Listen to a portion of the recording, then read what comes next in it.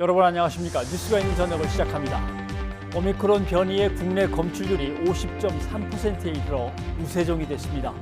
정부는 고향 방문을 자제하고 연휴 전에 3차 접종을 마쳐달라고 당부하고 있습니다. 뉴스가 있는 저녁, 오늘은 여야 후보들의 공약과 정치권에 불어닥친 무속 공방을 집중적으로 살펴봅니다. 먼저 오늘의 주요 내용을 윤보리 앵커가 소개합니다. 전해주시죠. 네, 오늘의 주요 뉴스 전해드립니다. 더불어민주당 이재명 대선 후보는 수도권 30분 생활권과 일기 신도시 부동산 규제 완화를 약속하고 여당이 부족했다며 거듭 사과했습니다. 최측근 그룹인 7인회 소속 의원들은 이 후보가 당선돼도 임명직을 맡지 않겠다며 기득권 포기를 선언했습니다. 국민의힘 윤석열 대선 후보는 현 정권의 한반도 평화 정책은 실패했다며 힘을 통한 평화 구축을 위해 모든 수단을 동원하겠다고 밝혔습니다. 부인 김건희 씨는 7시간 통화 녹취가 추가 공개되면서 무속과 관련된 의혹과 논란이 계속 커지고 있습니다. 코로나19 오미크론 변이가 우세종으로 자리 잡으면서 문재인 대통령이 신속한 대응을 지시했습니다. 정부는 설 연휴 고향 방문을 자제하되 방문 때는 3차 백신 접종과 진단검사를 미리 해달라고 당부했습니다. 지난 11일 무너진 광주 신축 아파트 타워 크레인 상층부 해체가 끝나면서 실종자 5명에 대한 24시간 수색 구조 작업이 시작됐습니다.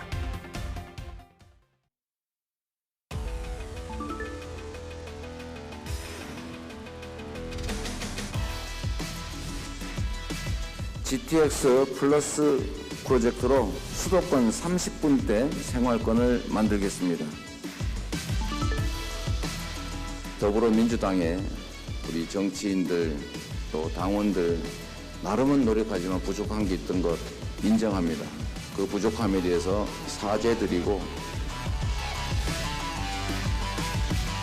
만나서 우리 앞으로 그냥 잘해봅시다. 이런 얘기하는 그거는 정상 외교가 아닙니다. 국내 정치의 외교를 이용하고 남북한 통일 문제를 이용하는 쇼입니다. 저는 쇼는 안 합니다.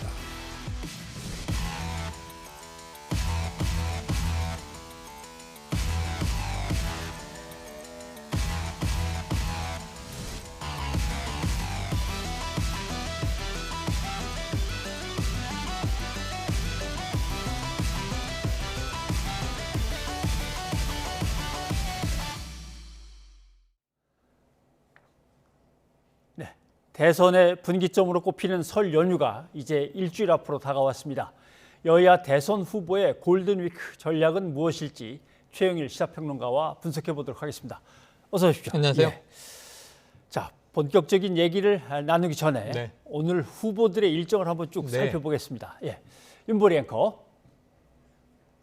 네, 더불어민주당 이재명 대선 후보가 수도권을 30분 생활권으로 묶겠다는 경기도 공약을 발표하면서 여당이 부족했다며 거듭 사과했습니다. 최측근 의원들인 이른바 7인회도 기득권 포기를 선언하는 등 쇄신의 기운을 다시 띄우고 있습니다. 조성호 기자입니다. 어린 시절을 보낸 성남 상대원 시장에서 이낙연 전 대표와 손을 맞잡고 연단에 오른 이재명 후보는 화장실을 관리하던 어머니와 소년공 시절을 떠올리며 시작한 연설에서 시종일관 흐느꼈습니다.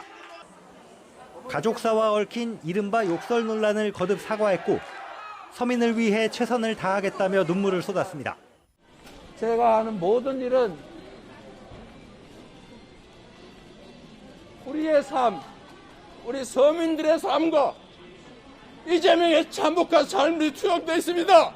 앞으로도 여러분을 위해서 세상을 위해서 최선을 다하겠습니다. 여러분 고맙습니다. 경기도 지역 공약을 발표하기에 앞서서는 민주당 의원들과 예정이 없던 큰절을 올렸습니다. 민주당이 많이 부족했다는 사과와 함께 새로운 정치로 보답하겠다는 각오를 강조했습니다. 인재 채용에 있어서도 폭이 넓지 못했다. 그래서 우리 국민들께서는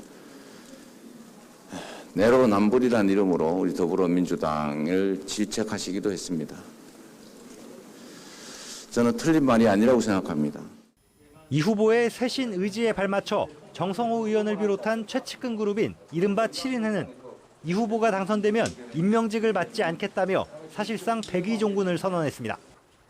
당내 일각에서 일고 있는 586 그룹 용퇴론 등 추가 쇄신을 압박하는 신호탄으로 읽힙니다. 이 후보는 측근들의 결단을 반성과 새 시작의 뜻으로 평가하면서 이른바 586 정치인들 거취에 대해서는 말을 아꼈습니다. 우리 국민들의 기대에 맞추어서 변화해야 된다라는 점은 분명한 것 같습니다. 그러나 특정 정치인분들의 진퇴에 관한 문제는 제가 말씀드리기는 어렵고, 이 후보는 GTX 신규 노선을 추가해 수도권 전역을 평균 30분대 생활권으로 연결하고 1기 신도시의 재건축 용적률을 완화하겠다며 정치적 고향인 경기도 민심의 지지를 호소했습니다. 이재명 후보가 반성과 새로운 정치를 강조하면서 또다시 쇄신 바람이 불고 있습니다. 설 연휴를 앞두고 지지율 정체를 돌파할 수 있는 묘수가 뒤따를지 주목됩니다. YTN 조성호입니다. 네, 이재명 후보가 네. 자기의 정치적 고향이자 어떤 공직의 이제 출발점이던 성남을 찾았습니다. 네. 뭐 감정이 복받쳐서 그랬는지 모르지만 예. 울컥도 했고 큰절도 했는데 이 큰절이 네. 새해를 맞기도 했고 음. 반성의 의미도 담았다, 각오의 의미도 담았다라고 네. 하는 건데 어쩌면 지지율 정체 때문에 절박해서 저러는 거 아닐까 하는 생각도 맞습니다. 들고요. 그러니까 지금 이제 야당에서 공격하기는 조급한 것 같다. 뭐 눈물도 보이고 큰절도 하고 심지어는 자신이 이번 대선에서 실패하면 감옥 갈 수도 있다. 이런 표현도 예. 나왔고요. 자, 그러다 보니까 이제 조급한 거 아니냐 이런 비판이 있는데 이 민주당 내에서는 절박함과 조급함은 종이 한 장 차이다. 조급함으로 볼 수도 있지만 그만큼 절박함이다. 나라를 위해서 큰일을 해야겠는데 답답할 수 있죠. 지지율 정체가. 예. 근데 오늘의 눈물은 공감 없는 눈물은 크게 성공하기는 어려워요. 근데 오늘은 조금 이제 이 공감적인 측면이 있는 게 성남시가 정치의 출발점이기도 하지만 예. 어린 시절을 보낸 곳이란 말이죠. 원래 주말에는 모란시장 방문으로 나왔었어요. 아하, 그래서 예. 어찌 보면 성남시장 시절에 뭐 개고기 문제에 대해서도 예. 일가를 한 적이 있고 그런데 상대원 시장으로 왜 바뀌었지 했는데 저 장면에서 아하 이해가 되는 게 그 가족사의 문제가 또 욕설 파문으로 연결돼 있지 않습니까? 그런데 어머니가 미화원을 하던 바로 그 공간 예. 상대원 시장 누이들이 화장실을 공공 화장실을 지키던 그곳 어린 시절 본인도 상대원에서 소년공으로 공장을 다니면서 이제 먹고 예. 살기 위해서 일을 했단 말이죠. 바로 그 가족들의 터전이기도 했던 거죠. 예. 그러니까 어찌 보면 그 생각이 나서 최근에 욕설 파문 이 비난과 함께 저렇게 눈물을 좀 쏟아내는 모습을 보였는데 이재명 후보의 강점이 그동안 좀 논리적인 토론이라든가 예. 어떤 이성적인 뭐 이제 국정 설파 능력 그런데 좀 감성이 부족하다 이런 비판이 있었거든요. 예. 어쩌면 이게 과하면 독이 될 수도 있지만 지금 반응을 보고 저러한 좀 인간적인 모습을 보이는 것이 득이 된다면 예. 조금 더 감성적인 이제 호소에 또 앞으로의 어떤 그 전략을 기댈 수도 있는 상황으로 보여집니다. 후보는 무릎을 꿇고 큰 절을 올리고 네. 뭐 이런 모습을 보이니까 이제 후보의 최측근들은 측근, 네. 저희는 그저 백의종군하고 네. 아무것도 네. 바라는 바가 없습니다. 맞습니다. 예, 욕심내지 않겠습니다. 그렇죠. 이렇게 했는데 7인 해라는 게 그렇게 주목받았던 것 같지는 않은데 갑자기 이렇게 하니까 이제 주목이 예. 되네요. 아마 이 인물 몇 면이 보도됐지만 예. 이 하나하나 이제 국민들이 뜯어보셔도 시청자분들이 누구지 하는 분들도 꽤 있어요. 그러니까 최측근이라고 이야기되면 뭐 30년 지기 정치여정을 함께했다는 정성호 의원 측근으로 분류됩니다. 예. 최근에 여쭤봤더니 측근 아니라 그러시더라고요. 하하. 또 최근에 이제 경선 과정부터 수행하듯이 옆을 함께한 김남국 의원, 초선 의원입니다. 정치 시작한 지 오래되진 않았고요.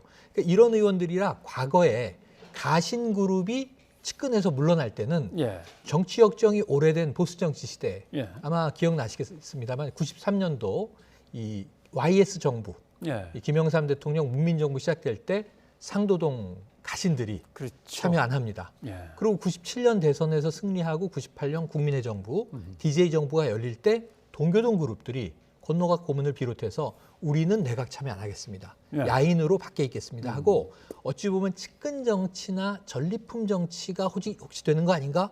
저렇게 오래 민주화 투사들은 뭔가 나눠줄 게 빚진 사람들이 많은 거 아닌가? 이런 국민적인 의구심을 불식시키기 위해서 용퇴를 했는데 예. 지금 그러기에는 영선 후보잖아요. 7인회라고 해도 국민들에게 체감될 것 같지는 않지만 최대한 어쨌든 몸을 낮추는 모습을 보인다라는 측면에 의미 정도를 부여할 수 예, 있겠습니다. 알겠습니다. 자, 이번에는 윤석열 후보의 네. 일정을 한번 좀 살펴보도록 하죠. 윤보리 앵커. 국민의힘 윤석열 대선 후보는 현 정부의 한반도 평화 정책은 실패했다면서 힘으로 평화를 구축하겠다고 밝혔습니다. 무속 관련 논란이 커지고 있는 부인 김건희 씨가 홍준표, 유승민 측도 구술했다고 한 발언에 대해서는 사과했습니다. 엄윤주 기자입니다. 신년회견에서 북한 핵미사일 선제 타격론을 언급하며 포문을 열었던 윤 후보가 20개 정책을 담은 외교안보 공약을 발표했습니다. 먼저 문재인 정부의 한반도 평화 프로세스는 완전히 실패했다며 날을 세우고 민주당 정권이 추진한 굴종적인 대북 정책으로 평화를 얻기는커녕 우리 안보가 송두리째 위협받고 있습니다. 북한의 핵 위협과 미사일 도발은 날이 갈수록 커지고 있습니다. 수차례 열린 남북 정상회담을 국내 정치에 활용하기 위해 벌인 쇼라고 깎아내렸습니다. 만나서 우리 앞으로 그냥 잘해봅시다. 이런 얘기하는 거는 그거는 정상 외교가 아닙니다. 그거는 쇼입니다. 국내 정치의 외교를 이용하고 국내 정치의 남북한 통일 문제를 이용하는 쇼입니다. 저는 쇼는 안 합니다. 이어 말로 외치는 평화가 아닌 힘을 통한 평화를 구축하겠다며 북핵 미사일 위협 억제를 위한 모든 수단을 강구하겠다고 밝혔습니다. 선제 타격 능력인 이른바 킬체인 확보를 거듭 강조하며 현 정부에서 축소한 한미 정구급 연합연습 정상 시행과 성주 사드 기지 정상화도 공약했습니다. 이어진 질의응답에서 윤 후보는 당내 경선 주자였던 홍준표, 유승민 측이 구술했다고 발언한 김건희 씨의 녹취에 대해 이렇게 사과했습니다. 공영방송으로서 좀 저희가 이해하기 어려운 그런 좀 그런 상황입니다만은 어쨌든 이 녹취록에 의해서 좀 마음이 불편하신 분이나 상처받으신 분에 대해서는 저도 공인의 입장에서 늘 죄송하게 생각을 하고 있습니다. 네. 그러면서 법원에서 공개하지 말라고 한 부분을 공영방송이 뉴스를 통해 공개하는 건 이해하기 어렵다고 비판하기도 했습니다. 김 씨가 프로필 사진을 찍는 모습이 공개되면서 제기된 등판설에 대해서는 잘 모르겠다며 말을 아꼈습니다. 대선 40여일을 앞두고 지지율 상승세를 타기 시작한 윤석열 후보. 김건희 씨 발언 관련 논란에는 신속히 고개를 숙여 공방을 막고 보수 진영이 민감하게 반응하는 안보 이슈에는 강경 발언을 내어놓으며 지지율 결집에 주력하는 모습입니다. YTN 엄윤주입니다. 네.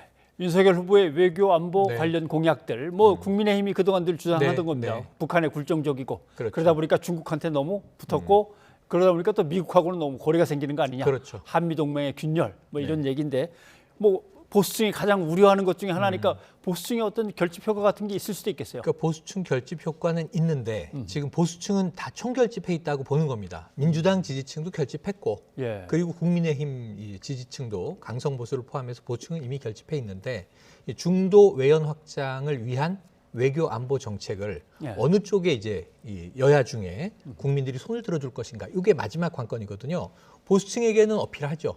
예. 지금 저 얘기는 북한이 지금 어느 정도는 윤석열 후보 측을 도와주는 양상이에요. 올해 들어서 4번이나 이 발사체 도발을 하고 그다음에 심지어 최근에는 그 2018년 싱가포르에서 있었던 북미 정상 간의 합의도 예. 우리는 그때 선제적인 조치를 했다. 풍계리 핵실험장도 파괴했고 그리고 레드라인을 넘지 않는 수준에 있는데 최근에 미국이 이제 이 탄도미사일 도발에 대해서 제재를 가하지 않았습니까? 예. 여기 대해서 좀 이제 화를 내면서 상당히 좀 잠정 조치를 이제는 선회하겠다 이런 입장을 밝히는 바람에 검토라고 돼 있지만 아직은 만약에 도발이 이어지는 국면이면 그냥 중도도 북한에 대해서 좀 우리가 강하게 나갈 필요가 있구나. 예. 이렇게 되면 이제 윤석열 후보 쪽에 지지가 만들어질 토대를 북한이 제공하고 있고요.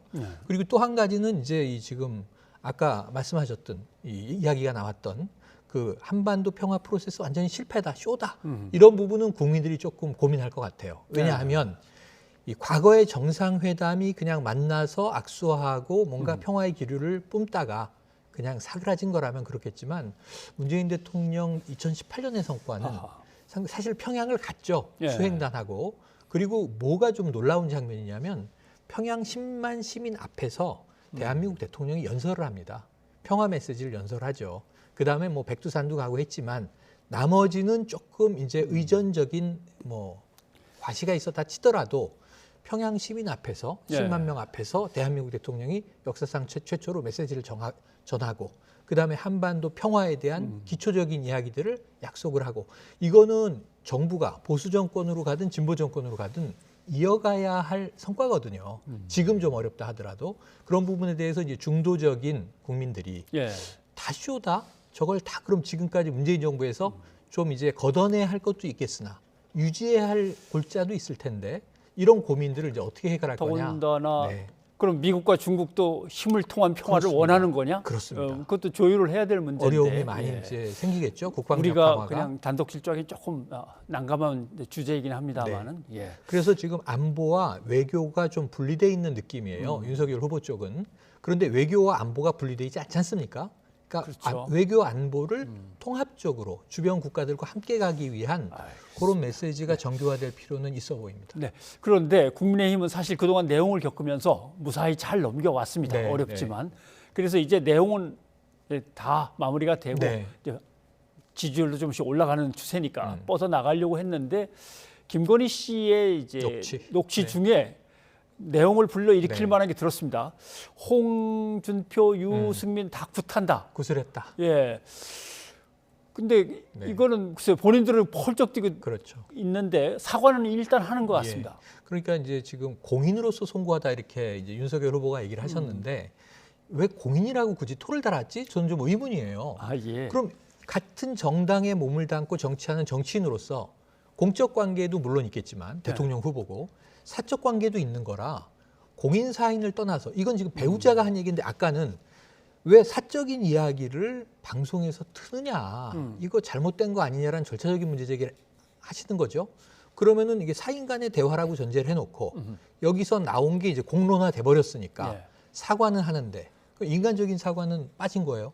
대통령 후보로서 우리 부인이 잘못된 이야기를 한 것은 송구스럽습니다만은 개인적으로 난미안하다는 건 아닐 거 아니에요. 그래서 공인이라는 말을 왜 붙였을까? 사과를 지금 최소화하기 위한 노력을 하다가 제가 보기에는 조금 더 통 크게 사과해서 손해볼 게 없는데 손해를 자초하는 느낌이 있어요. 그래서 사과를 할 거라면 지금 아예 포괄적으로 통 크게 아예 배우자 김건희 씨까지 함께 이 저 내외가 하는 게 이걸 한 번에 좀 정리하는 게 아닌가 싶은데. 근데 그걸 예를 들면 지난번에 사과한 것은 어떤 예를 들면 경력에 대해서 이제 나왔던 의혹들 전반적인 것들을 얘기했습니다. 이번에는 녹취록에 담긴 수많은 이야기들 중에서 도대체 저런 얘기들을 왜 한 거냐, 둘이 무슨 얘기를 하면서 지냈던 것이냐라고 하는 문제. 이건 말씀하신 대로 함께 사과하든가 뭔가 통큰 사과, 직접 사과하는 게 아마 필요하긴 해 보이는데 거기에 대해서 언급하는 걸 한번 들어보시죠. 좋습니다. 김건희 씨 사과 의향이나 공식 활동 계획 같은 것도 있을까요? 뭐 아주 확정적이지는 않아요. 그래서 제가 지금 말씀드리기가 적절치 않네요. 우리가 어떻게 하는 게 가장 옳은 일인지 부분에 대해서 고민을 더 하고 있어요. 하나씩 이렇게 쪼개서 그 공개를 하고 있는데 이게 어느 정도 마무리되면 배우자 본인이나 아니면 후보께서 대국민 어떤 입장 표명 아니면 설명 정도가 있어야 되지 않을까 싶습니다. 그래서 김건희 씨가 스튜디오에서 예전에 늘 입었던 어두운 옷보다는 좀 밝은 옷을 입고 프로필 촬영하는 것을 이제 공개가 돼가지고 이제 드디어 등단 준비를 하는 모양이구나 이렇게 이제 했는데 아까 또 윤석열 후보는 아는 바가 없다고 얘기를 하네요. 그러니까 이게 지금 이 메시지가 3개예요. 김건희 씨 관련해서. 자 보시면 가장 가까워야 할 윤석열 후보는 모르겠다. 프로필 사진 찍었는지 나는 아는 바가 없다. 그다음에 지금 당 공식적인 선대본에서는 아직 확정적인 건 없다. 고민 중이다. 뭔가 확인해야 될 것 같기도 한데 어떻게 해야 될지 아직은 확정된 바 없다. 그런데 문제는 지금 이 팬클럽이죠. 팬클럽은 이게 방송 같이 많이 나오시던 분이시더라고요. 강신업 변호사가 회장이시더라고요. 그런데 그 사진하고 공개를 하면서 그럼 제일 가까운 것은 후보. 그다음에 가깝고 배우자의 동선이나 메시지도 사실은 조금 관리해야 할 선대본. 이쪽은 모호하고 오히려 그냥 팬클럽과 그러면 스타의 관계인가요? 이거야말로 무슨 공식적 관계가 아니잖아요. 예. 그러한 쪽에서는 어찌 보면 동선을 어떻게 알고 프로필 사진이라는 사진을 확보했으며 스튜디오에서 찍는 것을 어떻게 알며 조만간 곡식 활동을 재개할 것 같다라는 또 이야기까지 내놓고 그럼 지금 이게 이상하게 돌아가는 거죠. 그래서 이런 문제에서는 오히려 후보가 예. 자 우선 전제가 있다. 이 녹취 부분이 다 어느 정도 터져 나와서 우리가 그 내용을 다 종합적으로 검토한 후에 대국민 사과할 예정이다. 이거는 뭐 설 이후에라도 반드시 하겠다. 이런 얘기를 하는 게 왜 어렵겠습니까? 그리고 적정한 수준에서 사과를 하는 건데 지난번 사과에 대해서도 윤 후보는 마치 뭐 이 사과한다고 해서 알고는 있었는데 크게 내가 관여하진 않았다는 식이란 말이에요. 근데 지금 녹취 내용을 보면 문제가 배우자의 인식이라든가 배우자의 이제 어떤 그 국가관 이런 또 사회 돌아가는 문제에 대한 인식도 중요하다고 법원 판결도 나왔지만 사실은 국민들이 더 관심 있는 건 그 배우자의 배우자인 윤 후보는 관계가 정말 없는 것이냐. 근데 보면 우리 아저씨는 안희정 편이에요. 이건 부부가 같은 입장이라는 걸 얘기했고 그럼 여기에 대해서 윤 후보의 입장이 궁금하죠. 국민들은. 정말 저 말이 맞는 건가. 우린 본래 좌파였어. 네, 이런 우리는 것들. 뭐 진보였다. 또는 우리는 조국을 뭐 구속시킬 생각이 없었다. 조국 장관 가족을. 이런 여러 가지 얘기를 했는데 여기에 단수만이 아니라 내가만이 아니라 우리가, 우리 아저씨가 이게 많이 등장하고 심지어는 그 무속 관련해서는 우리 그분도 끼가 있다. 또 뭐 이제 이 그 고시 공부를 할 때 뭐 어떤 스님의 이야기를 들었다. 이런 얘기들이 쭉 있는 걸 보면 후보가 해명할 대목도 많아요.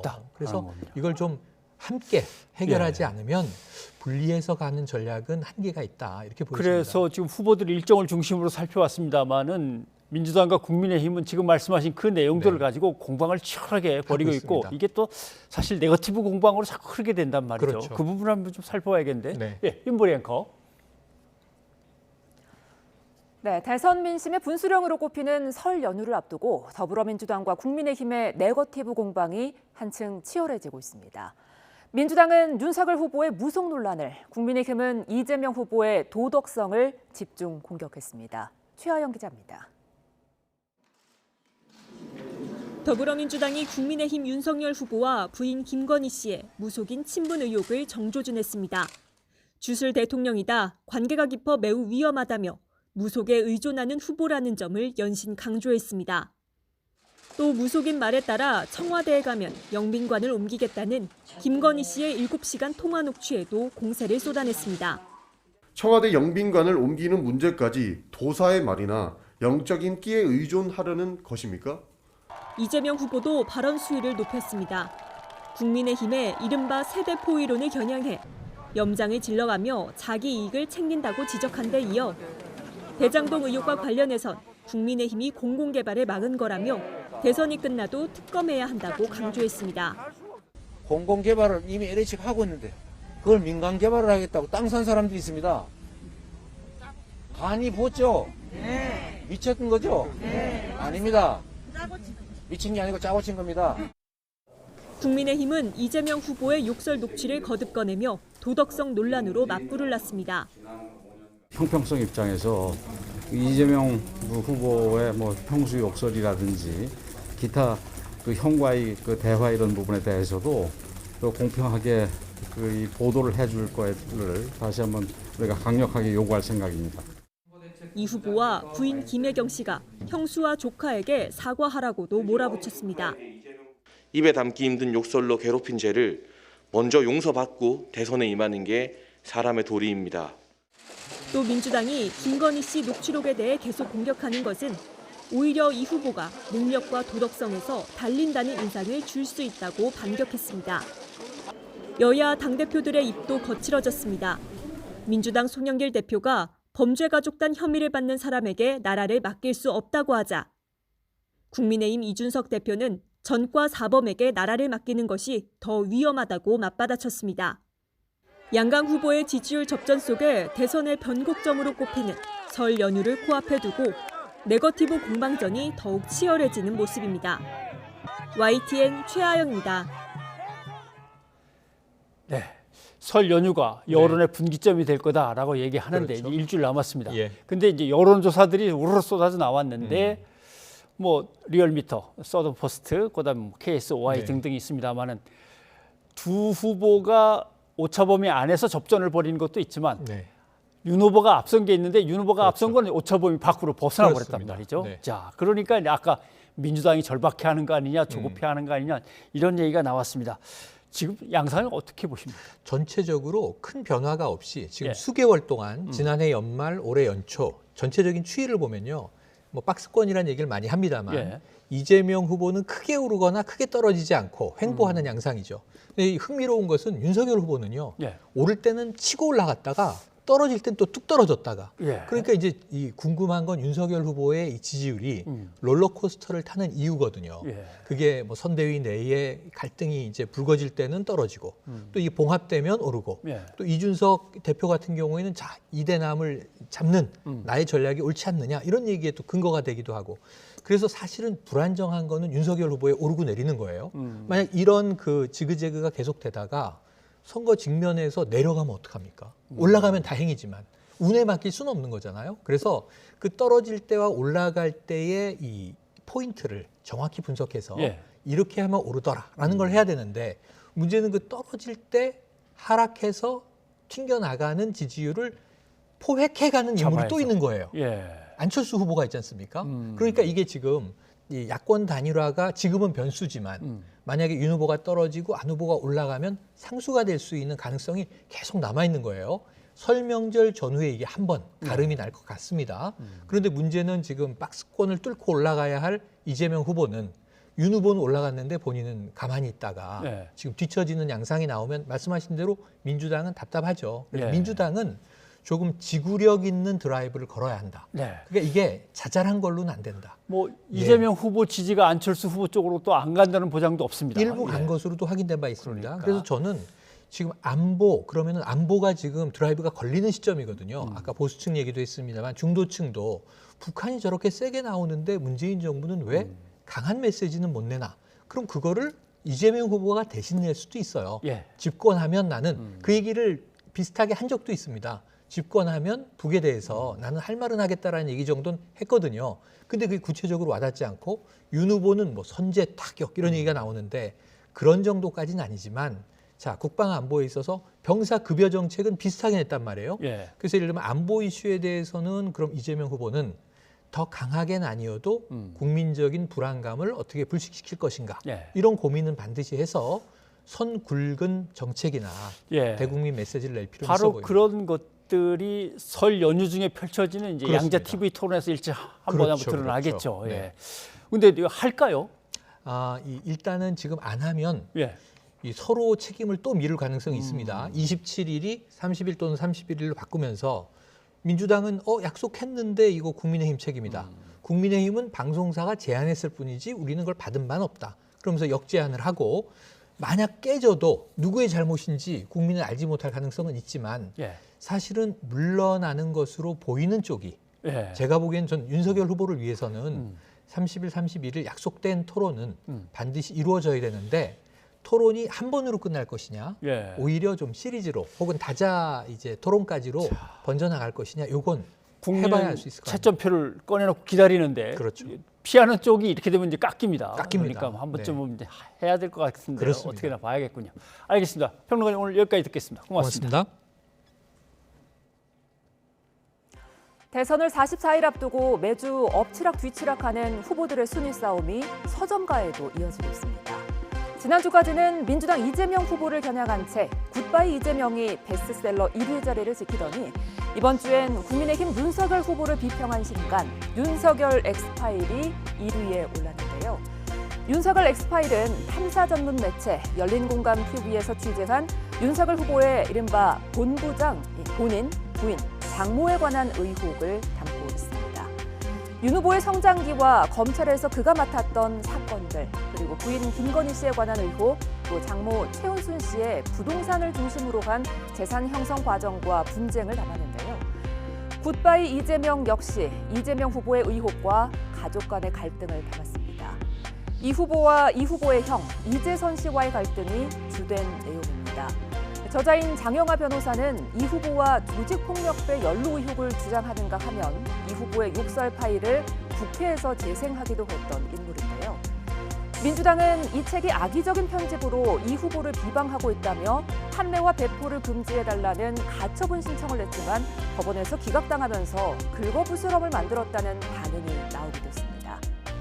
한편 박근혜 전 대통령이 수감된 4년간 지지자들과의 옥중 편지를 보아낸 그리움은 아무에게나 생기지 않습니다는 출간되자마자 베스트셀러 1위로 직행하며 3주 연속 1위 자리를 지켰습니다. 출간 전 박 전 대통령이 이 책을 통해 정치적 메시지를 담진 않을까 이목을 끌기도 했는데요. 최순실 국정농단 사건 당시 수사를 이끌었던 윤 후보에 대한 직접적인 언급은 없었지만 2017년 10월 추가 구속영장 발부에 부당함을 거론한 대목이 윤 후보를 우회적으로 겨냥한 것 아니냐는 해석도 있습니다. 앞서 지난해 5월 조국 전 법무부 장관이 조국의 시간이라는 책을 내자 역시 베스트셀러 1위에 올랐습니다. 그보다 앞서 지난 2020년에는 조 전 장관과 관련한 이른바 조국 백서와 흑서가 경쟁적으로 출간되며 서점가에서 여야 대리전을 펼치기도 했습니다. 뉴스가 있는 저녁 윤보리였습니다.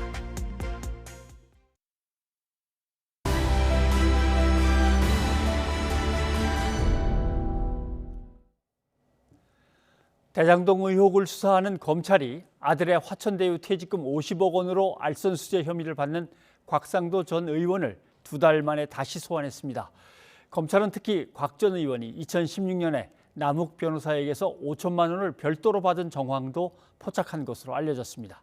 나혜인 기자입니다.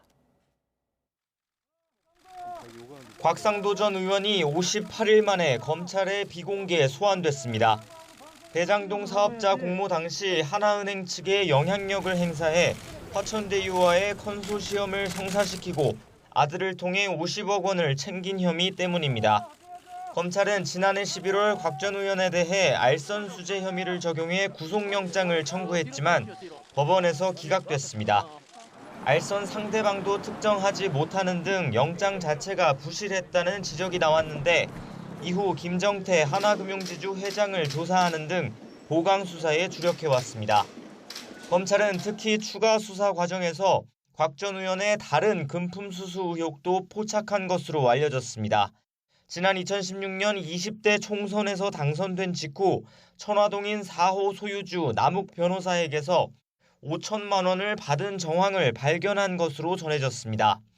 검찰은 불법 정치자금이나 뇌물일 가능성을 의심하고 있는데 곽 전 의원과 남 변호사 측은 위법성을 부인한 것으로 전해졌습니다. 곽 전 의원은 이른바 50억 클럽 인사로 지목된 인물들 가운데 드러난 금전 관계가 가장 구체적입니다. 검찰은 앞서 권순일 전 대법관과 박영수 전 특검도 차례로 불러 화천대유와의 대가 관계를 추가 조사했지만 아직 혐의를 구체화하진 못한 것으로 알려졌습니다. 성남시 윗선 수사의 핵심 고리로 지목된 정진상 민주당 선대위 부실장의 사법처리 방향도 여전히 고심하고 있습니다. 최근 유동규 전 본부장을 필두로 한 대장동 5인방 재판에 성남도시개발공사 실무진들이 잇따라 증인으로 나오고 있지만 윗선 개입을 입증할 결정적인 증언은 들리지 않고 있습니다. 검찰은 조만간 구속영장 재청구 등 곽 전 의원의 신병 처리 방향을 결정할 방침인데 윗선 로비 수사의 동력을 끌어올릴 수 있을지 주목됩니다. YTN 나혜인입니다. 국민의힘 윤석열 대선 후보 캠프에 참여한 의혹을 받는 무속인 건진 법사가 후보 부인인 김건희 씨와 오래전부터 알고 지낸 사이라는 정황이 더 드러났습니다. 7년 전에 김 씨가 주관한 전시회 개막 행사에 건진 법사가 참여한 화면 등이 공개됐는데요. 뉴스가 있는 저녁 제작진이 건진 법사의 가족 회사를 찾아가 봤습니다. 김자양 PD입니다. 지난 2015년 서울 예술의 전당에서 열린 미국 추상회가의 대가 마크 로스코 전시회 VIP 개막식 행사입니다. 이 전시회를 주관한 곳은 김건희 씨가 운영하는 코바나 콘텐츠. 그런데 이 행사에 무속인인 건진법사 전모 씨와 전시회 스승으로 알려진 해우 스님의 모습도 함께 포착됩니다. 해우 스님은 앞선 언론 인터뷰에서 이 행사에 참석한 사실을 인정하며 그때부터 김건희 씨를 잘 알게 됐다고 밝혔습니다. 그래 가서 내가 행사를 준비하면 그거 가서 내가 집전해주고 이래주고 몇 번 그런 일이 있었어. 그래서 이제 거기 좀 잘 알게 되고 그랬었지. 그래가지고 그래서 예술의 그 저기 관련 웃으면서 알게 된 게 연관이 돼가지고 계속. 권진 법사는 김건희 보사라고 어떻게 알게 됐대요? 그건 내가 알아. 어떻게 되는지. 내가 뭐 거기 같이 만나게 된 건 몇 번 그래서 만나게 된 거지. 그렇게 해서 권진이하고 그 보사라고 같이 만나게 된 거예요. 권진 법사를 캠프 관계자의 소개로 인사한 적 있다는 윤 후보 해명과 달리 김 씨가 전 씨와 이미 최소 7년 전부터 알고 지낸 사이가 아니냐는 의혹이 제기된 이유입니다. 해우 스님, 김건희 씨, 권진 법사 세 사람의 오랜 인연을 확인시켜 주는 것이기도 합니다. 이 사진과 영상으로 인해서 권진 법사와 김건희 씨가 무관하다는 국민의힘 쪽 주장은 설득력을 잃어버렸습니다. 게다가 앞서 전 씨와 함께 윤 후보 캠프에 몸담았다는 의혹이 제기된 전 씨 딸도 2013년 코바나 콘텐츠가 주관한 전시회에서 일한 사진이 공개된 상황. 뉴스가 있는 저녁 제작진은 전 씨 입장을 듣기 위해 가족 회사를 찾았습니다. 딸이 대표로 있지만 전 씨도 사내 이사로 등재돼 있습니다. 그런데 등기부등본 주소지에는 어찌된 영문인지 전혀 다른 회사가 있었습니다. 여기가 혹시 이라는 회사가 맞나요? 혹시 이 전 회사가 아니었어요. 이라는 회사 아예 못 들어보셨나요? 네. 심지어 건물 관리인도 전 씨 가족 회사의 이름조차 모르는 상황.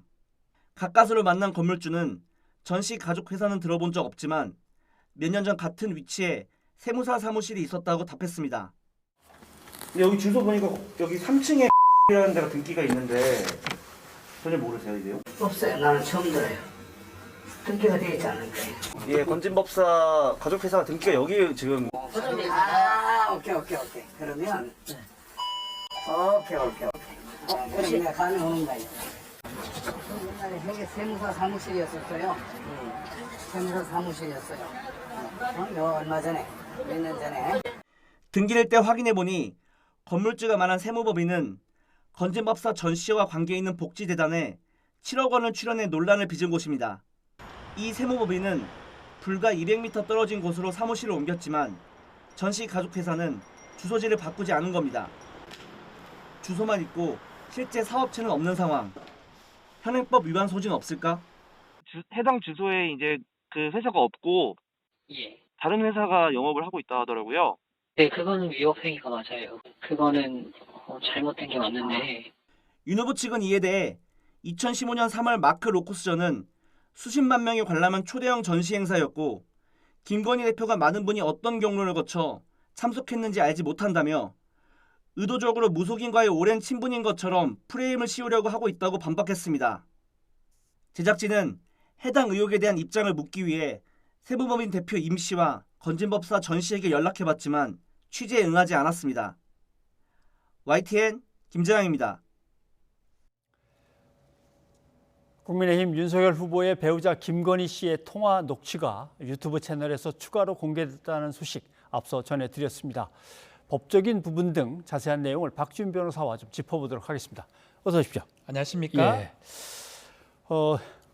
가장 관심을 모았던 게 무속 부분이고 그다음에 또 새롭게 저런 말도 했네라고 한 것이 영빈관 대목인데 잠깐 한번 들어보시죠.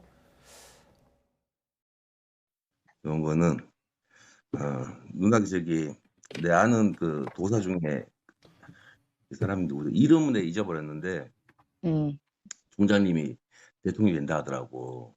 근데 그 사람이 정말 들어가자마자 영빈관을 옮겨야 된다 하더라고. 옮길 거야. 옮길 거예요. 예. 아무튼 옮길 거야라고 하는데 저런 말을 저렇게 쉽게 하나라는 생각도 들었는데 또 국민의힘 입장에서는 좀 누가 봐도 기자가 앞에서 살살 유도한 거 아니냐 이제 그런 입장입니다. 영빈관이 청와대 주요 건물 중에 하나입니다. 손님들을 이제 맞이하는 또 국빈들을 맞이하는 이 건물인데 뭐 옮긴다고 해가 옮겨지는 것도 사실 아니고요.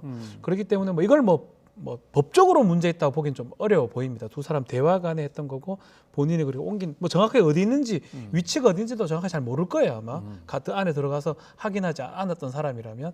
그렇기 때문에 이걸 갖고 뭐라 할 수는 없지만 어쨌든 간에 되게 뭐 편하게 아니 뭐 청와대 다 뭐 할 수 있는 것처럼 또 대화했던 부분은 좀 눈에 띄는 부분이 아닌가 생각이 좀 듭니다. 어떻게 보면 슬그머니 던져보고 또 허세로 그걸 받고 네. 뭐 이러는 과정인 것 같기도 하고요. 네, 뭐 법적으로 뭐 크게 문제된다 이렇게 말하기는 좀 어려울 것 같고요. 이건 어떻습니까? 굿을 우리만 하냐 뭐 이런 뜻인 것 같아요. 아, 유승민, 홍준표 그 사람들도 굿했다더라 라고 하는 것인데 이거는 두 사람이 펄쩍 뛰는데 이건 명예훼손이나 뭐 이런 걸로 문제가 될 수도 있습니까? 일단 김건희 씨가 유승민, 홍준표 두 사람 더 굿했다고 물어보니까 그럼 이렇게 답을 했습니다. 또 그 얘기와 동시에 가만히 있던 뭐 유승민 의원도 자명을 하다가 지금 나 그런 적 전혀 없다라고 얘기를 했고요. 홍준표 의원 역시 전혀 그런 사실 없다. 그리고 평생 굿한 적도 없고 믿지 않는다라고 지금 얘기한 상황인데 이것도 뭐 사실 마찬가지예요. 허위사실 유포나 이런 게 되려 그러면 불특정 다수한테 이런 얘기를 해야 됩니다.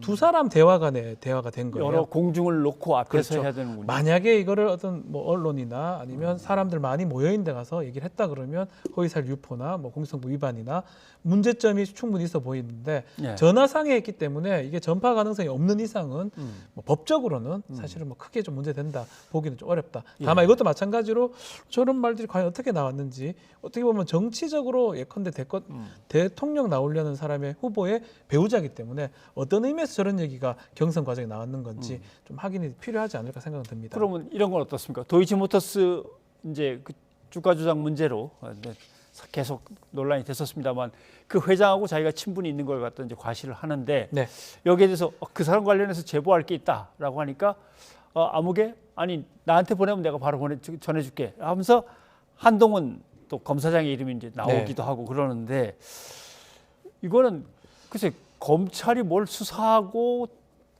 이 직무를 갖다가 행하는 데 있어서 글쎄 또 다른 동료의 부인이 이렇게 쉽게 얘기할 수 있나 이제 이런 생각을 하는 거죠. 심각한 겁니다. 사실은 이 부분은 예를 들어서 검찰총장의 배우자가 이 당시는 아마 검찰총장 아니면 그 직후의 상황으로 좀 보이는데 후보가 된 직후의 상황으로 보이는데 어쨌든 간에 검찰의 주요한 인사라고 보이는 검사장 이상, 검사장급 이상의 한동훈 검사랑 이렇게 쉽게 제보한다고 하니까 전달하면 처벌이 가능하다.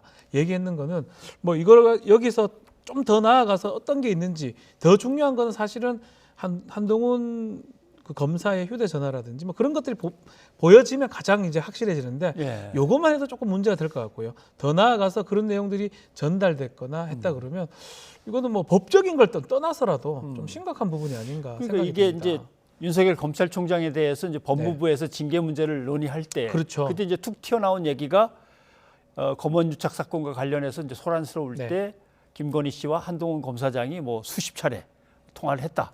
그게 뭐 어떨 때는 뭐 수백 차례까지 막 숫자가 나오고 그랬었는데 그게 그때는 근거 없는 얘기라 그러더니 근거가 있는 거네 결국. 이런 얘기가 되는 그 당시에는 어떻게 얘기가 나왔냐 하면 김건희 씨 통화를 그냥 김건희 전화를 혹시나 딴 사람이 썼는가? 검찰총장으로서 윤석열 총장이 썼는가? 근데 지금 얘기를 종합해 보면 주로 연락을 했을 수도 있고요. 수백 차례 뭐 아주 오랫동안 메시지나 전화가 좀 오갔다고 하면 이런 식으로 전달이 계속 될 수도 있다라는 거거든요. 이게 소위 말하는 비선 실세가 되는 거예요. 검찰총장이 있는 거지 검찰총 배우자가 어떤 행동을 하면 해서는 안 되는 건데 이 전화해서 남편한테 할게 아니면 남편 부하한테 얘기해서 조사시킬게 이런 말 자체가 한다는 게 그 전에 말했던 검언유착 부분하고 맥이 좀 닿아 있다 이렇게 보입니다. 그러니까 전화가 9번, 카톡이 한 300몇 번, 뭐 이렇게 왔다 그렇죠. 갔다 했다고 그때 이제 문제가 됐었습니다만은 아무튼 수시로 남편의 동료들하고는 뭔가 통화가 있었구나라는 이제 생각을 하게 되는 거고 또 하나는 김건희 씨는 삼부토건의 조남욱 전 회장하고 오랫동안 알고 지낸 사이다라고 하는 건 어느 정도 규명된 게 있습니다. 그런데 윤석열 후보가 삼부토건이 연루된 파주 운정지구를 수사를 맡았었단 말이죠. 그런 다음에 또 그때쯤에서 골프를 치고 약속을 잡아서 만나고 했다는 것까지 나오니까 이건 뭐냐 이렇게 된 겁니다. 지금 녹취에서 드러났던 것 중에 삼부토건하고 지금 김건희 씨 관계가 상당히 오래됐다는 겁니다. 수십 년 됐다라는 얘기고요. 최소 20년 이상이 됐다고 가정했을 때 결국은 윤석열 당시 중수이과장을 했습니다. 대검에 중수이과장 할 때 삼부토건 관련된 조사를 했던 적이 있습니다. 결과론적으로는 동업자는 처벌이 됐는데 삼부토건은 불기소로 빠졌거든요.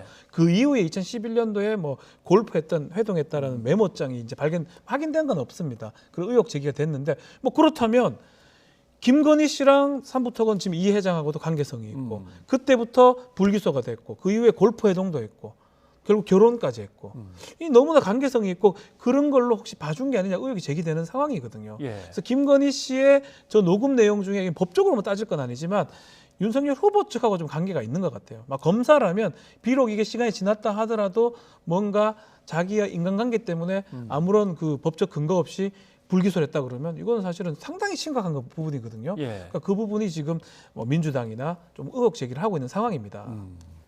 알겠습니다. 그리고 예전에 이제 의혹이 제기됐다가 잦아들었던 것을 다시 이제 꺼내 들게 된 게 있는데 부동산 사업자 정재택 씨, 김건희 씨의 모친이 양 전 검사에게 돈을 보냈다면서 뇌물 공여 의혹을 제기를 했었습니다. 그런데 오히려 허위사실 유포로 오히려 처벌을 받았고, 근데 김건희 씨는 이 송금 사실을 또 얘기를 합니다. 네, 약간 뭐 이거는 좀 더 따져봐야 부분이 있는 것 같아요. 녹음 내용에 보면 그 이 기자랑 얘기하면서 송금했다, 우리 친하게 지냈다, 양 검사 부인한테 친하게 지냈기 때문에 사모님한테 전달했다, 송금해준다라는 얘기를 합니다. 그렇지만 이제 정재택 씨가 그때 고소했던 부분은 약간 다 따져보긴 해야 돼요. 과연 뇌물적으로 이게 전달된 건지 아니면 지금 여기는 뭐 송금 자체만 해준 걸로 지금 해가지고 불기소된 부분이 있거든요. 일단 돈 오간 거는 사실인 것 같고요. 과연 어떤 목적으로 어떤 의미로 그 돈이 오갔는지 요 내용으로 봤을 때 더 확인을 좀 하긴 어렵고 조금 더 진전된 상황이긴 한데 좀 더 내용들이 있어야지만이 정재택 씨의 어떤 지난번에 불기소했던 부분 또 오히려 정재택 씨가 처벌을 받았습니다. 그렇죠. 그 부분이 바뀌려면 좀 더 다른 증거라든지 결정적인 내용이 좀 있어야 되지 않을까 생각이 듭니다. 네. 결국 보면은 뭔가 정재택 씨에 대한 정보를 서울의 소리 이 기자를 통해서 좀 얻으려고 했던 게 김건희 씨인 것 같고, 서울의 소리 이 기자는 그걸 또 빌미로 해가지고 김건희 씨의 음성이나 내용들을 갖다가 이제 어떻게든 취재를 또 해내려고 이제 전화가 계속 오갔던 것 같긴 한데, 문제는 그 녹취록이 공개되고 계속 이렇게 공개되는 상황이 법적으로는 진짜 문제가 없는 겁니까? 만약에 이제 불법적으로 녹음을 했다. 예를 들어서 도청기를 켜놓고 그 자리에서 빠져나갔는데 이 녹음이 된 겁니다. 김건희 씨가 딴 사람하고 대화할 때 아니면 독백하던 게 그러면 이제 법적으로 문제가 되기 때문에 그런 것들은 통신비밀보호법 등으로 처벌받을 수가 있는데 지금 국민의힘 측에서는 문제되는 법률적 문제가 있다면 대응을 할 생각이 있다라고 하는데 이게 사실 대화자 간에 녹음했기 때문에 녹음 자체가 불법일 수는 없습니다. 그리고 허위 사실인지 아닌지가 지금 우리 진행자 얘기한 것처럼 김건희 씨도 이게 녹음할 걸 대충 알고 있던 것 같아요. 뭐 결정적인 얘기는 없어요. 거짓을 또 얘기한 것도 없을 뿐더러 누구를 명예훼손한 것도 없기 때문에 그래서 이거 단순 공개를 가지고 국민의힘도 대응하기 좀 어려울 것 같고요. 또 마찬가지로 이 녹취만 갖고 뭐 또 다른 어떤 사법적 전개라든지 되는 게 쉽지 않아 보이는 사실이다 생각이 들고 정치적으로는 논쟁이 될 수 있지만 법적으로는 뭐 크게 될 부분은 저는 개인적으로 좀 적게 보입니다. 알겠습니다. 자, 오늘 여기까지 듣겠습니다. 박 변호사님 고맙습니다. 감사합니다.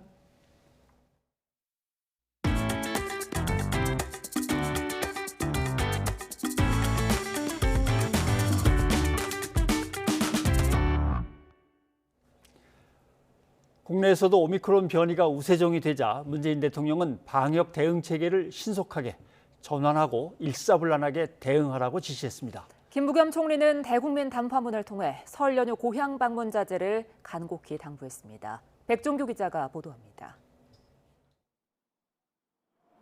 설 연휴를 앞두고 오미크론 변이 검출률이 우세종 기준인 50%를 넘어서자 문재인 대통령은 방역 대응 체계 신속 전환을 긴급 지시했습니다.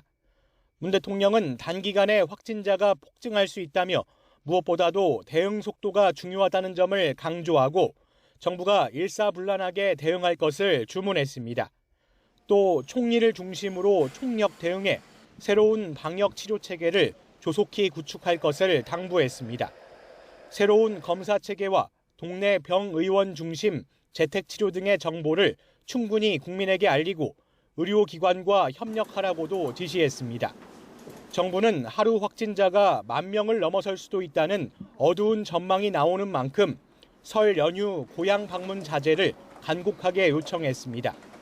김부겸 국무총리는 대국민 담화문을 통해 설 연휴 이동과 만남이 오미크론 확산의 기폭제가 될 수 있다고 우려했습니다. 이번 설 연휴 동안 많은 사람들이 지역 간에 활발히 이동하고 서로 만나게 된다면 이것은 타오르는 불길에 기름을 붓는 것과 다를 바 없게 될 것입니다. 이어 설을 안전하게 보내야만 오미크론과의 싸움에서 승기를 확보할 수 있다며 차분하게 설 명절을 보내달라고 거듭 당부했습니다. 오미크론에 맞서 연대와 협력의 정신으로 다시 한번 힘을 모아주십시오. 불가피하게 고향을 찾는다면 3차 접종을 마치고 출발 전 꼭 진단검사를 받는 것은 물론 일상 복귀 전에도 진단검사를 받아달라고 강조했습니다. 청와대는 중동 순방 이후 재택근무를 하고 있는 문 대통령이 오미크론 대응에 총력을 기울이기 위해 올해 신년 기자회견을 하지 않기로 했다고 밝혔습니다. YTN 백종규입니다. 전국적으로 오미크론 변이가 확산하면서 수도권 곳곳에서도 집단 감염 사례가 터져나와 방역에 비상이 걸렸습니다. 수도권 오미크론 변이 검출 비율이 40%를 넘어선 가운데 조만간 확진자 수가 폭증할 수 있다는 우려도 나오고 있습니다. 김대겸 기자입니다. 경기 시흥시 백오동에 있는 주점. 지난 17일 이곳에서 첫 확진자가 나온 이후 감염이 빠른 속도로 번지고 있습니다. 주점 직원과 방문자 등 500여 명을 전수검사하는 과정에서 94명이 코로나19 확진 판정을 받았고 확진자와 동선이 겹친 이들을 대상으로 추가 검사가 이루어지고 있습니다. 집단 감염이 발생한 주점입니다. 현재는 문을 닫은 상태이지만 주변으로 식당이 밀집해 있는 데다 건물 안쪽으로 유동인구도 많아 추가 감염 우려가 큰 상황입니다. 차로 15분 거리인 인근 시흥경찰서에서도 집단 감염이 터졌습니다. 지난 21일 경무계 소속 직원 2명이 확진된 이후 직원 709명을 전수검사한 결과 27명이 무더기로 확진 판정을 받았습니다. 혹시 모를 감염 확산을 막기 위해 대면 업무가 최소화됐고 출입도 까다로워졌습니다. 확진자 때문에 지금 조회가 민원이 아예 안 된다고 해서 다음에 와야 될 것 같아요. 일부러 멀리서 왔는데 업무가 안 된다니까 헛걸음한 거지. 이미 오미크론 변이가 90%에 육박하는 경기 평택에서도 집단 감염이 이어지고 있습니다. 미군 부대 관계자들의 연쇄 감염에 이어 요양원에서도 78명이 무더기 확진 판정을 받는 등 지역사회로 빠르게 확산하고 있는 겁니다. 지난 주말엔 경기 지역 확진자 수도 역대 최다 기록을 갈아치웠습니다. 경기 평택과 안성에서 시작된 오미크론 유행이 같은 생활권으로 묶인 수도권 전체로 퍼지고 있다는 분석이 나옵니다. 생각보다 지금 검출률이라고 나오는 것보다도 현장 상황은 더 빠르게 진행할 가능성도 있습니다. 그래서 이번 주 지나면서는 거의 90%가 오미크론으로. 수도권의 오미크론 검출 비율은 41.2% 수준. 전염성 강한 오미크론이 우세종으로 자리 잡는 과정에서 당분간 확진자 증가가 불가피할 것으로 보이는 가운데 이동 인구가 급증하는 설 연휴가 수도권 확산세를 가를 분수령이 될 전망입니다. YTN 김대겸입니다. 오미크론 변이의 확산세가 커지면서 일주일간 감염자가 2배 가까이 증가하고 국내에서도 우세종으로 자리를 잡았습니다. 당국은 오미크론이 중증도는 낮지만 전파력이 워낙 강해서 사회적 피해 규모가 클 것이라고 우려했습니다. 보도에 이동호 기자입니다. 코로나19 신규 환자는 3일째 7,000명대를 기록하면서 7,513명입니다. 일요일 발생 기준으로는 역대 최다 수치이며 일주일 전과 비교하면 3,600여 명, 2주일 전보다는 4,500여 명 많습니다. 강한 전파력을 가진 오미크론의 영향으로 지난주 하루 평균 확진자 수는 5,962명을 기록하며 전주 대비 50%가량 증가했습니다. 지난주 오미크론 확진자는 4,830명이 나왔으며 특히 국내 발생은 폭증세를 보이면서 우세종으로 확실하게 자리 잡았습니다. 전문가들은 이런 추세라면 이번 주 안에 하루 확진자 수가 10,000명에 달할 것이라고 전망했습니다. 그러니까 일일 신규 확진자 수는 10,000명 이상 나올 가능성이 매우 높아진 상황입니다. 오미크론은 델타에 비해 전파력은 2배 이상 높지만 치명률은 5분의 1 수준인 것으로 평가됐습니다. 하지만 당국은 오미크론의 전파력이 워낙 높아 사회적 피해 규모가 증가할 것이라고 우려했습니다. 단기간 내에 대규모 발생 시에는 방역, 의료 대응에 심각한 부담이 될 수 있고 개인 중증도는 낮지만 사회적 피해 규모는 증가할 것이라고 판단하고 있습니다. 오미크론의 박스로비드 등 먹는 치료제는 입원과 사망의 위험을 80% 이상 감소시키는 것으로 나타났습니다. 당국은 오미크론이 우세종이 되면서 감염 재생산 지수도 1 이상으로 올라서는 등 주요 방역 지표에 빨간불이 켜졌다며 전국 수도권, 비수도권의 주간 위험도를 높음으로 한 단계 올렸습니다. 정부는 오미크론 변이의 급격한 확산으로 비상 상황이라면서 백신 접종에 적극 참여하고 방역 수칙을 준수해달라고 거듭 당부했습니다. YTN 이동호입니다.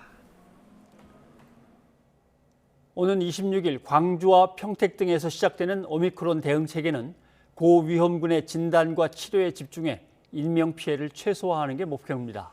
대신 백신 접종을 완료한 사람들은 격리 기간을 단축 또는 면제할 방침인데요. 자칫 통제력이 느슨해져 확산을 부추길 수 있다는 우려도 나옵니다. 신현준 기자입니다. 26일부터 오미크론 대응 체계로 전환하는 지역은 경기도 평택과 안성, 광주광역시와 전남 등 4곳입니다. 일찌감치 오미크론이 우세화하면서 환자가 급증한 지역이기도 합니다.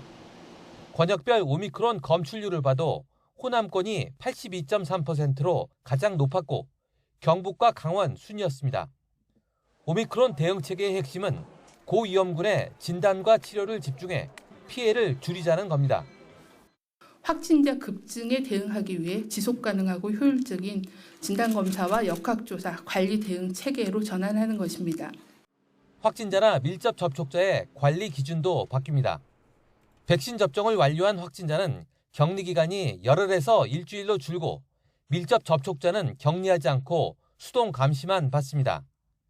백신 접종 완료자는 2차 접종을 마친 뒤 90일 이내이거나 3차 접종 뒤 14일이 지난 경우에 한정됩니다. 오미크론의 잠복기나 감염 기간이 델타보다 짧은 만큼 백신 접종자에게 혜택을 주고 의료체계 부담도 줄이기 위해서입니다. 하지만 이런 조치로 통제력이 느슨해져 확진자 폭증으로 이어질 수 있고 국민은 불편을 감수할 수밖에 없다는 지적도 나옵니다. 또 일선 의료기관에서의 그런 대비가 충분치 않은 상황에서 확진자들을 보게 됐을 때에 결국은 이제 그런 지역사회에 이제 소리 없는 전파나 대규모 유행을 막을 수 있는 방법이 없고 정부는 확진자 규모와 PCR 검사 여력 등을 고려해 오미크론 대응 체계를 전국으로 확대하는 시점을 결정하겠다는 방침입니다. YTN 신현주입니다. 안동의 한 요양병원에서 코로나19 오미크론 변이 확진자가 닷새 동안 60명이 나왔고 이 중에 47명은 2차, 3차 접종자라고 언론이 보도를 합니다. 물론 오늘은 더 늘었습니다만. 자, 2차, 3차 백신 의미가 없다. 근데 기사 본문을 읽어보면 백신은 의미 없다라는 내용이 전혀 없습니다.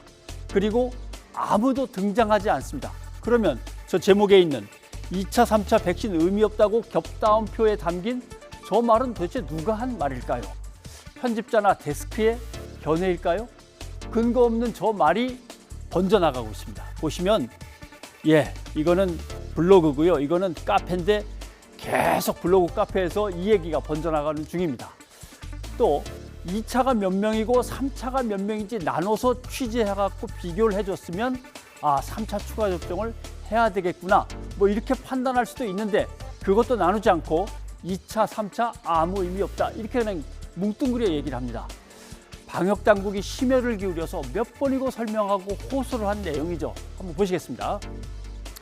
모든 백신이 예방 효과가 100%인 건 아니고 시간이 지나면 효력이 주는 건 당연하다. 다만 3차 접종자는 2차 접종까지 끝내고 더 이상 안 맞은 사람에 비해서 이 정도로 효과가 크다. 입원은 93%, 중증으로 가는 것은 92%, 사망은 80%를 막을 수 있다. 그러니까 요양병원 오미크론 감염자 60명 중에 2차가 몇 명이고 3차가 몇 명인지를 나눠서 분석을 해줘야 했는데 그냥 맞아도 소용없습니다. 이렇게 그냥 밀고 가버렸습니다. 자, 보십시오. 지금 60세 이상에서 접종을 안 한 사람이 97만 명, 7.4%입니다. 그런데 접종자와 미접종자가 반반이니까 7.4%에서 사망자의 절반이 지금 나오고 있는 상황입니다. 그리고 3차 접종의 이상 반응도 1, 2차 때보다 훨씬 더 줄어든다는 것도 연구 결과가 이미 나와서 설명을 했습니다. 자, 한 달 전 연구 보고는 이 정도였고 최근의 연구 보고도 한번 살펴보겠습니다. 60세 이상 확진 위중증 사망자 추이 보시면은 확진자 비중 33.5%였다가 60세 이상에서 확 지금 줄고 있는 게 보이시죠? 그리고 위중증 사망자 중에서 3차 접종까지 했는데도 상태가 위중해서 사망까지 이른 사람들을 합치면 2% 정도밖에 안 됩니다. 이렇게 어르신들의 생명 안전은 3차 접종을 해야만 더 확실하게 잘 지킬 수 있다고 과학은 이야기합니다. 그러나 언론은 과학을 무시하죠. 변상욱의 앵커 리포트였습니다.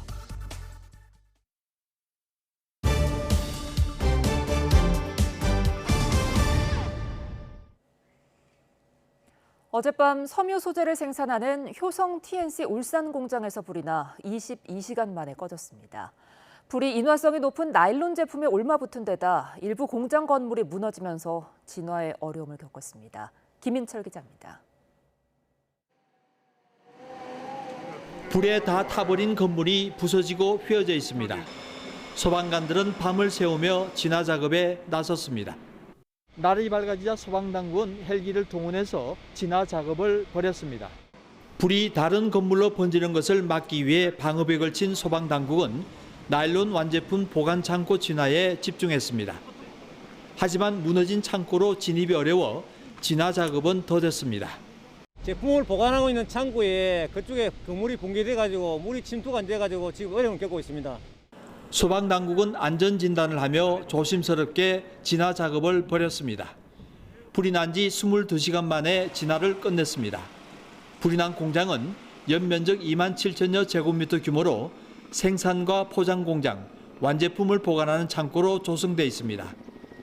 이 불로 초기 화재 진화를 하던 직원 2명이 연기를 마셔 병원으로 이송됐으나 생명에는 지장이 없는 것으로 알려졌습니다. 소방당국은 지하에서 시작된 불이 환풍기를 따라 제품 보관 창고로 이어졌고 인화성이 높은 나일론 제품이 타면서 피해를 키운 것으로 파악하고 정확한 화인과 피해 규모를 조사할 계획입니다. YTN 김인철입니다. 광주 신축 아파트 붕괴 사고가 난 지 2주가 됐지만 추가 구조 소식은 들리지 않고 있습니다. 사고 현장에서는 24시간 멈춤 없는 구조와 아파트 상층부에 대한 정밀 수색이 본격 시작됐습니다. 나현우 기자입니다. 붕괴 충격으로 부서진 건물 틈 사이로 소방대원들이 수색 작업을 벌이고 있습니다. 사람의 힘으로 역부족인 작업에는 작은 굴삭기도 동원됐습니다.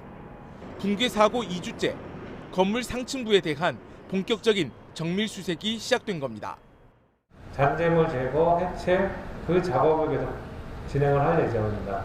그 작업이 끝나면 다른 연관된 작업을 진행할 예정이 있습니다. 24시간 밤낮 없는 수색 구조 작업도 시작됐습니다. 실종된 작업자를 찾는 게 한시가 급하기 때문입니다. 전국 소방력 동원령에 따라 국제 구조 경험까지 있는 베테랑 구조대원도 추가 투입됐습니다. 전국에서 온 도시탐색 구조대원 17명을 7시 10분에 투입해서 사전 조사를 마쳤고요. 향후 작전 계획을 수립할 상황입니다. 최근 꾸려진 중앙사고수습본부도 첫 회의를 시작으로 본격적인 운영에 들어갔습니다. 앞으로 지역수습본부와 함께 실종자 수색과 현장 수습을 총괄하게 됩니다. 고층부에 쌓인 잔해물이 많아 여전히 전면적인 수색은 쉽지 않은 상황임을 고려하여 중앙사고수습본부가 보다 더 적극적으로 지원하도록 하겠습니다. 그러나 아직도 수색 구조는 첩첩산중입니다. 건물 25층에서 28층 사이에 켜켜이 쌓인 잔재물만 30톤으로 추정됩니다. 또 사고로 건물 내부가 텅 비어버린 채 외벽만 간신히 남은 곳도 있어서 위험이 적지 않습니다. 안타깝게도 작업자 5명의 흔적은 확인되지 않고 있습니다. 사고가 난 지 2주가 지나는 동안 실종자가 돌아오기만을 바라는 가족들의 마음만 새까맣게 타들어가고 있습니다. YTN 나연호입니다. 미국 정부가 자국민에 대한 러시아 여행 금지령을 내리고 우크라이나 내에 있는 미국 대사관 직원 가족의 철수를 지시했습니다. 미국은 러시아가 우크라이나를 겨냥한 상당한 규모의 군사행동을 계획 중이라는 보고가 있다고 언급하며 경계태세를 한껏 끌어올리고 있습니다. 김진호 기자입니다. 미국 정부가 러시아에 대한 여행 경보를 최고 단계인 4단계로 올리고 자국민에게 러시아 여행 금지령을 내렸습니다. 미 국무부는 우크라이나 국경에서의 지속된 긴장 상태로 인해 러시아에서 미국인이 해를 당할 위험이 있다며 이같이 조치했다고 밝혔습니다. 국무부는 이와 함께 우크라이나 주재 미 대사관의 비필수 인력에 대해 자발적 출국을 허용하고 키예프 소재 대사관 직원의 가족에 대한 출국을 명령했습니다. 아울러 우크라이나에 있는 모든 미국인에게 우크라이나에서 떠날 것을 권고했습니다. 미 국무부 당국자는 이번 조치가 미국 대사관의 철수를 의미하는 것은 아니고 우크라이나 주재 대사관은 계속 운영될 예정이라고 밝혔습니다. 우크라이나에 대한 미국 정부의 지지도 변함이 없다고 강조했습니다. 미 국무부는 성명에서 러시아가 우크라이나를 겨냥한 상당한 규모의 군사행동을 계획 중이라는 보고가 있다고 언급했습니다. 하지만 러시아 외교부는 북대서양 조약기구 나토 회원국들이 거짓 정보로 우크라이나의 긴장을 고조시키고 있다는 입장입니다. 뉴욕타임스는 미국 관리들을 인용해 미국이 해군 군함 공군 군용기뿐 아니라 1,000에서 5,000명 규모의 병력을 발트해와 동유럽 지역의 나토 동맹에 파병하는 방안을 고려 중이라고 보도했습니다. 이어 상황이 악화하면 이 병력 규모가 10배로 늘어날 수도 있다고 덧붙였습니다. 블링컨 미 국무장관과 라브로프 러시아 외무장관은 지난 21일 스위스 제네바에서 만나 우크라이나 위기에 대해 논의했지만 아직 긴장이 완화될 조짐은 보이지 않는 상황입니다. YTN 김진호입니다. 베이징 올림픽 개막을 열흘 정도 앞두고 중국은 개막식 리허설을 마치고 외국 선수들도 속속 도착하고 있습니다. 하지만 패스루프 안에서만 약 80명이 코로나19 양성 판정을 받은 데다 베이징 시내에서도 감염자가 계속 나오고 있습니다. 베이징에서 강성홍 특파원입니다. 베이징 동계올림픽 개막식장을 발랄한 율동을 뽐내는 어린이들이 가득 메웠습니다. 개막 10여일을 앞두고 지난 주말 열린 최종 리허설에 4천여 명이 참가해 호흡을 맞췄습니다. 공연에서는 자연과 스포츠의 아름다움 그리고 중국의 문화적 자신감이 표현될 예정입니다. 我们反映出浪漫。如果在一个大型的一个开幕式上，我们反映出一种浪漫的情怀，其实就是文化自信最好的一个表现。 선수들의 선수촌 입주도 시작됐습니다. 지난 주말 미국과 영국, 호주, 캐나다 등 6개국 선수단의 선발대가 숙소에 자리를 잡았습니다. 대회 참가자들은 경기장과 숙소 등 한정된 구역, 이른바 폐쇄 루프 안에만 머물 수 있습니다. 北京、延庆和张家口3个赛区的冬奥村预开村，冬奥会各项筹备工作进入了全力冲刺阶段。 하지만 폐쇄 루프 안에서 벌써 약 80명의 코로나19 감염자가 나와 빨간불이 켜졌습니다. 공항 검사 과정에서 43명의 양성이 나왔고 숙소와 경기장 등에서 35명이 또 양성 판정을 받았습니다. 대부분 후원사나 대회 업무 관련 요원들이지만 선수단에서도 첫 감염자가 나왔습니다. 폐쇄 루프 바깥인 베이징 시내에서도 최근 10여일 동안 50여 명의 확진자가 발생했습니다. 이에 따라 베이징시는 확진자가 발생한 지역 주민 200만 명에 대해 이동 자제를 권고하면서 전원 핵산 검사를 실시하고 있습니다. 베이징에서 YTN 강성웅입니다.